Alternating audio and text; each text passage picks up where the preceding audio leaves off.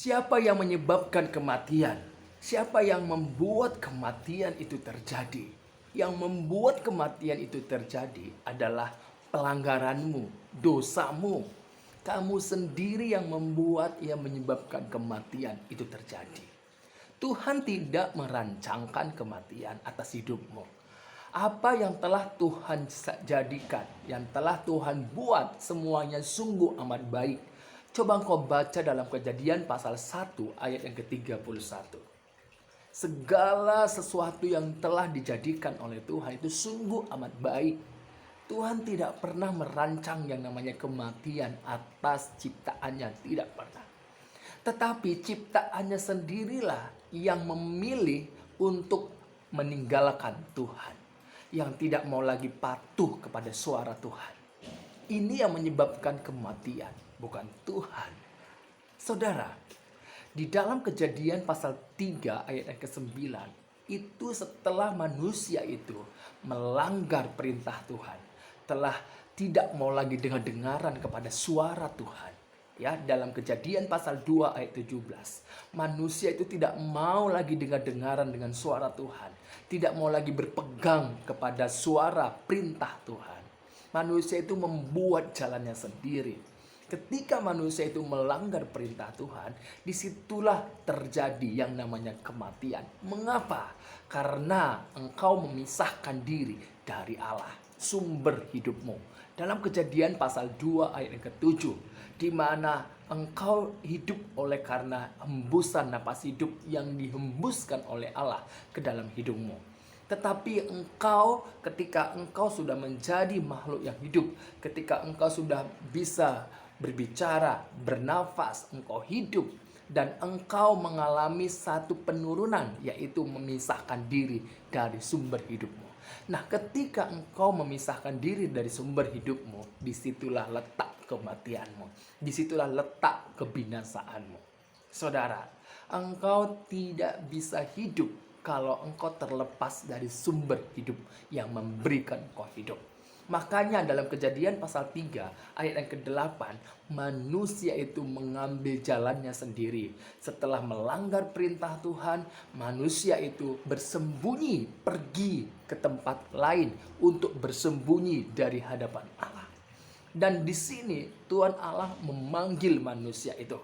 Ya, bukan manusia itu yang memanggil Allah, tetapi Tuhan Allah memanggil manusia itu. Supaya apa? Supaya engkau kembali kepada jalan Tuhan. Supaya hatimu mempunyai relasi hubungan lagi dengan Tuhan. Saudara, inilah Tuhan Yesus Kristus datang ke dalam dunia ini. Sebab dia adalah firman Allah yang telah turun dari sorga. Dia yang telah menyatakan dirinya untuk menyelamatkan saya dan saudara, memanggil orang berdosa. Seperti yang dikatakan oleh Yesus Kristus dalam Lukas pasal 5 ayat yang ke-32. Saya akan bacakan. Aku datang bukan untuk memanggil orang benar, tetapi orang berdosa supaya mereka bertobat.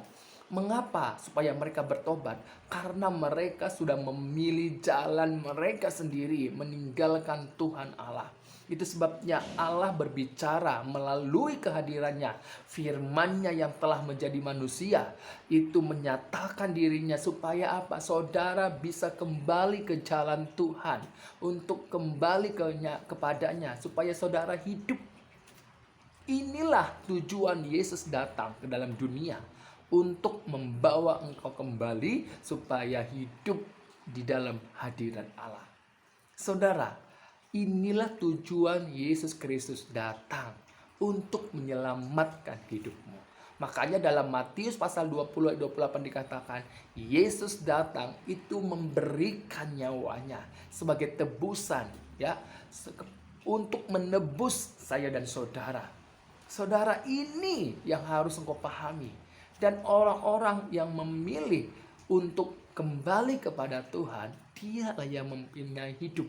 Karena tidak ada hidup di luar dari Tuhan. Saudara, dengar baik-baik. Dengar baik-baik. Di dalam Amsal pasal 12 ayat yang ke-28. Jalan kebenaran itu ada hidup. Ya, di jalan kebenaran terdapat hidup, tetapi jalan kemurtatan itu menuju kebinasaan. Tuhan Allah yang telah menyatakan dirinya dalam anaknya yang tunggal, Yesus Kristus, hendak mau menyelamatkan saudara supaya saudara mempunyai hidup. Tapi engkau memilih jalanmu sendiri. Engkau yang meninggalkan Tuhan. Ingat sekali lagi, kedatangan Yesus yang pertama itu untuk menyelamatkan hidupmu sebagai tebusan.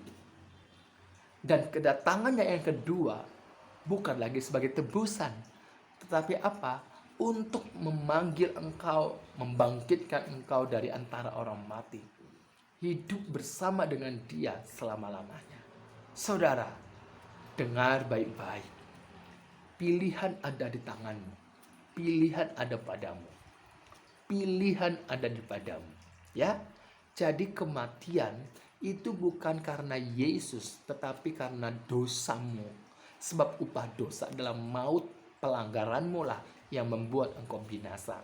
Tetapi Kristus Yesus, kasih karunia Allah, hidup yang kekal, ya, dalam Roma 6 ayat yang ke-23. Tuhan Yesus memberkati saya dan saudara.